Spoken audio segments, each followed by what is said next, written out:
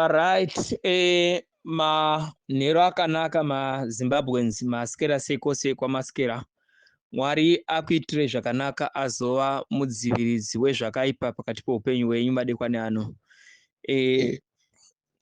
Taona presi yaitwa navachinamasa vachitaura mabhi ekuti vanodzinga vanhu nekuda kwokuti vanhu ivavo havana kuteedza gwara remusangano zvakakwana, uye vari kutsautsira, vari kutaura mabhi asiriwo ekurwisa musangano. Izvozvo zvinonyadzisa zvikuru ende zvinoisa bato pachinzvimbo chekuti viende paspotlight nesituation isiriyo nekuonekwa sekunge iterrorist organization isingape mukana mawar veterans akarwira rusununguko rwevanhu kuti vave ivo vachitaurawo maonero avo maringe nesituation iripo. Nokuti ZANU-PF haringave bato kare rinomiririra zvido zvevanhu iro richiti kana vamwewo vati izvi hazviite, vanodzingwa, vanobatwa zvakaipa, vamwe vanourayiwa, vamwewo vanosungwa vasingapiwe mukana wekupa mari yechibatiso. Mucherechedzo wekuti bato riri mumaoko evanhu vasirivo, ende zvinoburitsa pachena kuti Mnangagwa apererwa haasisina mamwe mazano, nekuti matactics ese aari kushandisa hapana chisina kubvira chaitwa. Zvese zvaari kuita zvakaitwa. Kudzinga vanhu kwaari kuita 2017 kwakatoitwa zviri very legendary. Zvinoratidza kupererwa, zvinoratidza kuti Mnangagwa haana mamwe manew idea anoita kuti nyika iende mberi. Ende zvinoshatisa bato because rule of law inofana kutangira kuZANU-PF musati maendera kunoudza vanhu kuti Zimbabwe ine rule of law, Zimbabwe ine democracy. Hazvina kunaka kuti Mnangagwa adzinge vanhu vemusangano weZANU-PF nenyaya yekuti vafumura hori, nenyaya yekuti vati havade nyaya dzine chekuita ne2030. Zviri pachena kuti zvaburitsa situation yanhasi, yaburitsa pachena kuti nhau iyi ndeyaMnangagwa nemabhurura ake. But manhero anondoda kusimbisa avo vadzingwa, ndichivazivisa kuti hamuna kudzingwa nepati yeZANU-PF, madzingwa nemaindividual ndo angokudzingai.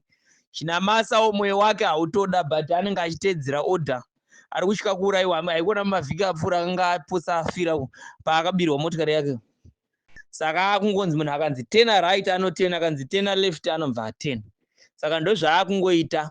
Saka hamuna kudzingwa nevanhu vese vadzingwa, ana Comrade Gomwe waHarare province, mamember of parliament ekumasvingo, nemamwe mamembers ese adzingwa nevese vadzingwa ivavo. Regai ndikutaurirei manhero ano, ini ndiri kutaura ndonzi Comrade Nyoka Yemabhunu.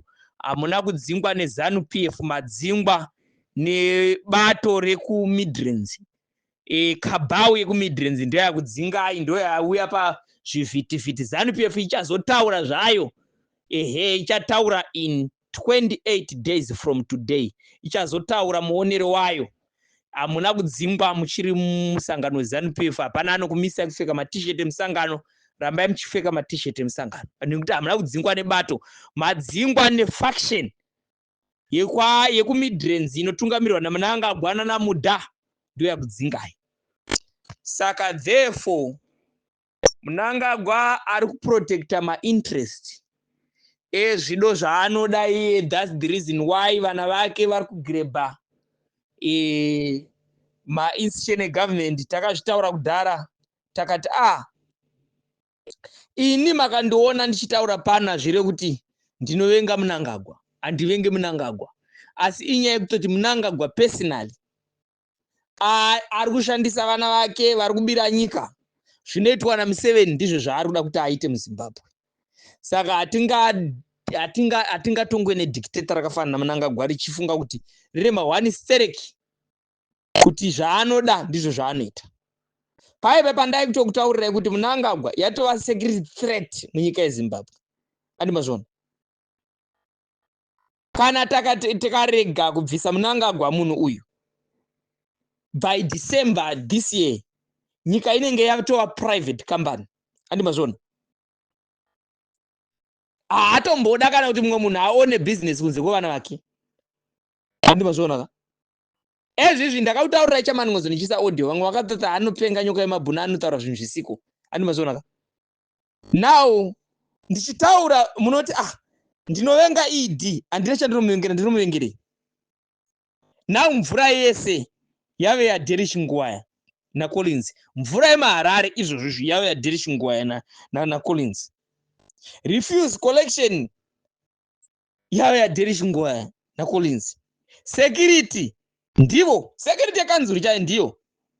Ani vanhu vari kutora almost 3/4 of revenue inotorwa necity of council Harare. Now vada kuita make sure to vacontrol and vachiba mari. So wanzwa munhu achita nyoka yemabhuna anovenga Mnangagwa anodai.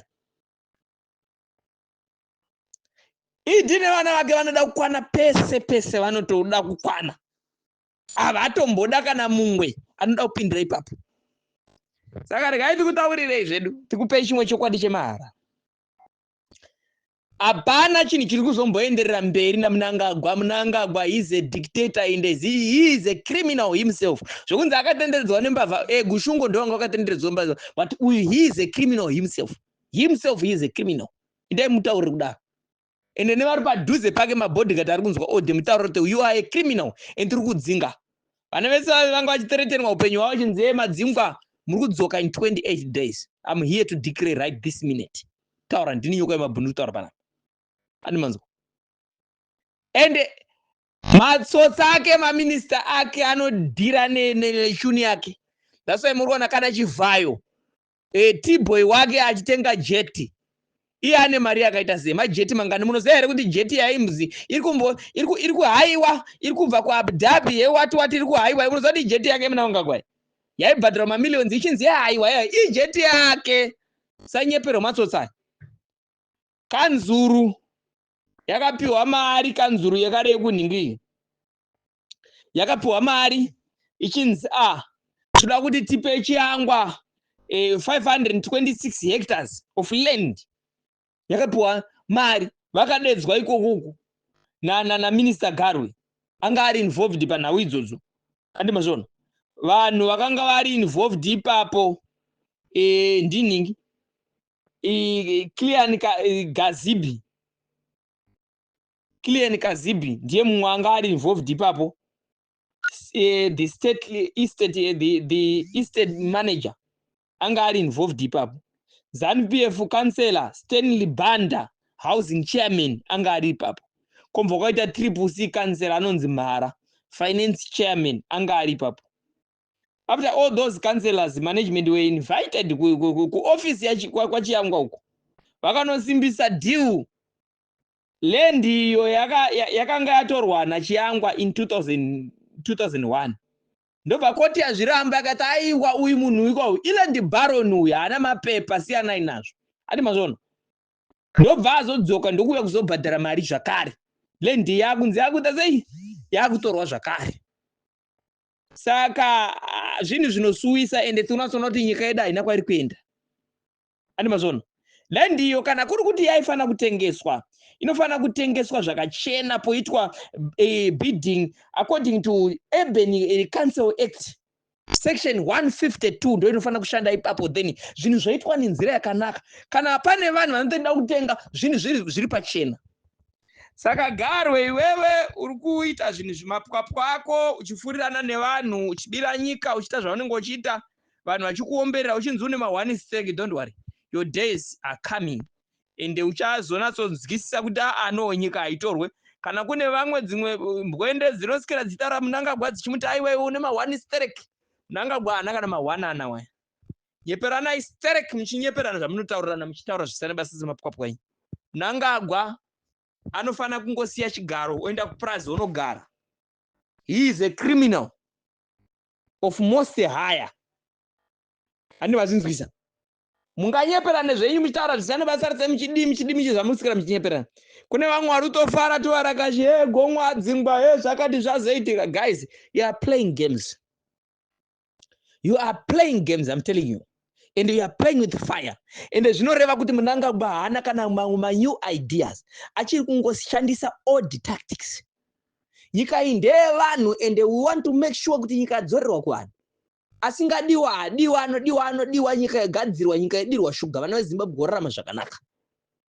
Mapwapwa amuri kuitayo vamudiki. Vanhu vakauraya Garwe iwe vari kuzikanwa. Vanhu vakaabducta iwe vari kuzikanwa. Hapana chisiri kuzikanwa. Andimazvona. Saka kune vanhu vatori kuexile, including ana Malcolm. Vamwewo vari kuexile because of you, because of other guys like anonzani chimambara chakachenzani chekumaNicaland. Chinotuma vanhu nepfuti vanhu vachisafa munyika nekuda kwema-individual. I think vana veZimbabwe, it's time to stand up. Musasa threaten nezvinhu zvisani basa Mnangagwa haazi Mwari. Nyika ndenyu. Musapatiswe. Saka ndinoda kuti nditaure nyaya idzi. Takatanga chimurenga ichi kare. Even vageza vasati vauya panapa vachitaura. Andimanzwaka. Kuuya kwesignal kana kusauya kwesignal tikupinda mastrate. Andimazvona. Because we know the game. Tine zvimwe zvatinoziva. But for the moment we are just waiting for the signal. But kana even signal rakanonoka tinopinda mastrate. Tinoda kumva tatopedza nechini chi once for all. Tonatsoona kuti aiwa tapedza nechini. Because we are tinoziva pamusoro pechini ichi. Akapa date re-31 Tisu. Kwete kuti ndikuti chinhu ichi ndechangu ini nyoka yemabhunu. Chinhu ichi ndechevanhu, ndechenyu. But ukaona munhu apa date anenge ane pegi remaperere zvinhu. Andimanzwa. Mapurisa ari kushandiswa siyanai nezvamuri kuita. Nyika ndeyevanhu. Muchawitnesa zvimwe zvinhu zvicharwadza worldwide this time. Andimazvinzwisa. Saka vageza vari kuuya, signal uri kuuya, vamwe vari kuti aiwa vageza havazouya zvakati aiwa isi tinoziva zvedu 100%. Vageza vari kudi zvavo vachaunza signal uri kuuya. But tati kufa kwemujoni kambaivharwe. Ndanzwa vamwe vachinditi naimi saka muri kuti kana vageza nhasi vakapfurwa ivavo kureva kuti revolution yatofa. Aiwa hazviroti kana nhasi vageza kana vakasangana nezvavawana kana nhasi vanzi varwara vafa zvinoreva kuti doing. Andimanzwaka. We know we are game in town. We know what we are doing. Saka musambodzorerwa kumashure nenyaya dzokunzi hanzi china masa azouya haatodouye. Akutongoshushikanawo kuti akoimbwa idzi dziri kudiwa. Hazvirevi kuti even kana geza akasataura revolution iri kudzokera kumashure.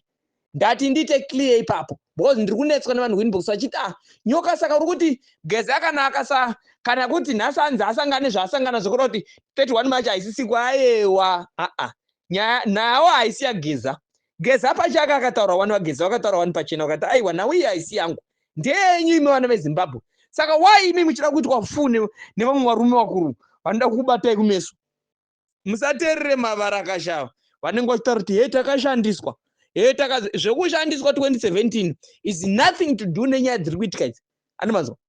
We are preventing our country, we are protecting our constitution against Mnangagwa and his cabal. Nenyaya dzekuda kuita live president. Mnangagwa ada kuita live president. Anosara ari kumbasara, but hapana chinhu chiri kudzokera kumashure pamusoro pe-31. Andimanzwa. Tiri kumudzinga, ukaona munhu apa date redemonstration isina kubhukwa, kuti munhu iyeye anenge akasimba zviri very strong. No amount of threats, no amount of police zviri kuzomisa demonstration iyi. Manzwa. Kana ndadeclare ini pano nyoka yemabhunu kuti pindai masiti, munhu wese dakuona kuti munhu wese apinda masiti. Takurai nemapoto nembudzi zvese nezvikochikari pindai imomo. We want to deal with this issue once for all. Toona kuti vana veZimbabwe mava free. We want democracy. Democracy ndo yatiri kuda muZimbabwe. Kwete mapwapwa atinotorwa naMnangagwa ekuti anotora even nemvura. And look, vanhu mucharwadziswa zviri very legendary naMnangagwa. Mvura iyi zvayakubhadhariswa nemwana waMnangagwa ichadhuriswa to the last. Andimazvona. Isingabude futi ichidhuriswa. Ngaaende uyu.